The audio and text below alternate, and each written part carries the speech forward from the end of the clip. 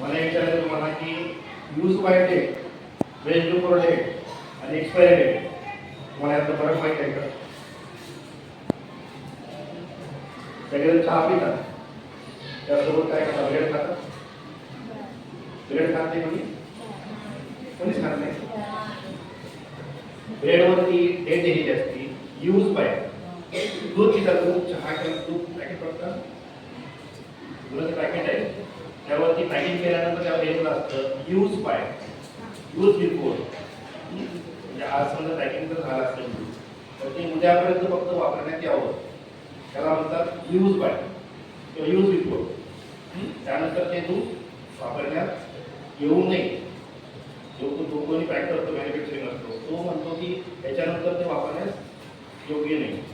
दुसरा विषय veg before. Biscuit खाता, बिस्किट, हां, बिस्किटावरती काय असतं?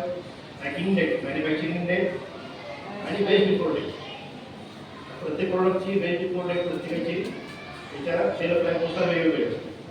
काहीची असते 3 महिने, काहीची 4 महिने, 6 महिने, 8 महिने. तेल असतं, तेलाचं पाऊच तुम्ही घरी जाऊन बघू शकता. प्रत्येकावरती, प्रत्येक फूड आयटमवरती हा छोटा पाऊच जरी आहे, मसाल्याचा हा छोटा पाऊच आहे, याच्यावर लिहिलेलं आहे एक्सपायरी, याची वेज बिफोर किती आहे. वेज बिफोर म्हणतात फूड आयटमला असती वेज before, use by, use before. हां, ही तारीख तुम्ही बघायला पाहिजे. घरात आपलं कुठला पदार्थ पॅकिंग आणला, बिस्किट असू दे, तेल असू दे, मैदा असू दे, कुठलीही गोष्ट हे तुम्ही बघितले पाहिजे की तारीख पॅकेट आवडलेला असेल आणि त्याची लिहिलेली असते. मसाल्याचं पॅकेट फोडलेलं असेल आणि त्याची वेज बिफोर डेट संपलेली असेल आणि आई म्हणजे नाही अजून राहिलेलं आहे, काय होतं त्याला वापरायला, ते तुम्ही वापरून द्यायचं नाही. तर ते खाल्लं तर तुम्हाला फूड पॉयझनिंग सारख्या गोष्टी होऊ शकतात. कारण तारीख त्यासाठी दिलेली असते की त्या तारखेनंतर तुम्ही हे खाऊ नये. ते टाकून दिलेलं केव्हाही चांगलं. तुम्ही परवाच तुम्ही लहान मुलांचा आश्रम काय तो विषय झालेला आहे. अशा फूड पॉयझनिंगच्या गोष्टी होऊ शकतात. तुम्हाला दवाखान्यात जावं लागू शकतं, तुमच्या जीवावरती भेटू शकतं. त्यामुळे ह्या गोष्टी तुम्ही तुमच्या दिनचर्येत आणा, हॅबिटमध्ये आणा, तुमच्या स्वतःसाठी पण आणि तुमच्या घरच्यांसाठी पण. ठीक आहे, सगळ्यांना आणणार विषयी सगळ्यांना घरी सांगा की करंट पॅकेट हे फक्त डिझायनिंगसाठी आहे, ॲडसाठी आहे. बॅग जी आहे बॅग फिरून किंवा तुम्ही पाणी बॉटल जरी तुम्ही बघितली, पाणी बॉटल तुमचा वेज बिफोर असतो. प्रत्येकावर तुमचा वेज पॅकिंग डेट आणि वेज बिफोर डेट. कुठली चांगली? पाण्यात टाकल्यावर ज्याला कलर येत नाही, लगेच उकळल्यावरच येतो, तीच पावडर टाकते. जर लगेच तसा कलर आला, याला उकळलं का आपण तरी कलर आला ना, त्याची भेटेल चहा पावडर, लाल मिरची पावडर टाकलेली आहे. त्यात कलर आहे का? लाल मिरची पावडर आणि तळाला जाऊन बसलेली आहे. म्हणजे ही लाल मिरची पावडर आयोडीन आयोडीन सोल्युशन. हे नसेल तुम्ही कुठल्याही मेडिकल स्टोअरमध्ये जा आणि त्यांना सांगा की मला आयोडीन सोल्युशन द्या. 2 ते महिना आपण ॲड करा.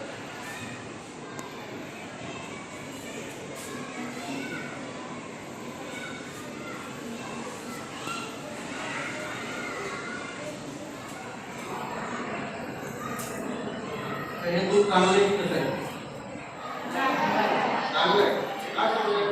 त्याला माहीत असतं. ते घट्ट होण्यासाठी आहे ना प्रयत्न करतात. त्यात मग आपलं पीठ असतं, मैदा असतो, आटा असतो, हे मिक्स केलं जातं जेणेकरून ते घट्ट व्हावे आणि त्याला जास्त कोणाला कळू दिला नाही. अशा वेळी आपण कसं ओळखायचं? काय होतं, जे आयोडीन टाकतं ते सर्व आहे ना मिरव होऊन जातं.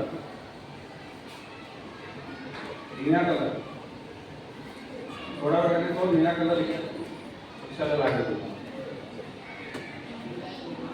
अशाच प्रकारे आपण घरी पनीर असतं, खवा असतो, खवा गोड नाही पाहिजे, किंवा दही आहे, बटर आहे आणि स्टार्च सारखे पदार्थ मिसळलेले नसतील ते मिसळलेले नसले पाहिजे. त्यात आयोडीनचे 2 थेंब टाका आणि तो जर लगेच निळा कलर आला तर आपण समजायचं की ते जे दूध आहे किंवा पनीर आहे, खवा आहे, दही आहे, बटर आहे, हे न्यूट्रलायझर बघतो आपण. न्यूट्रलायझर सोडियम कार्बोनेट, बायकार्बोनेट अशा पदार्थात टाकून दूध बनवलं जातं. त्याही टेस्टमध्ये निगेटिव्ह आलेलं आहे.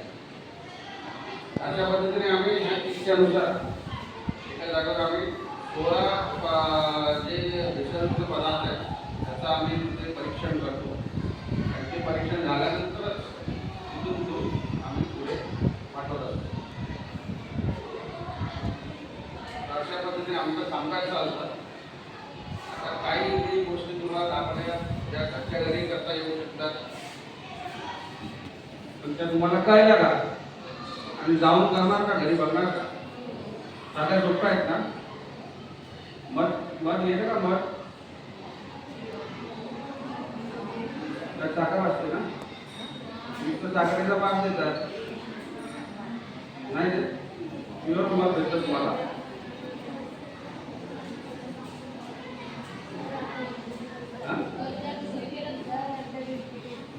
मध साखरेचा पाकही टाकतात.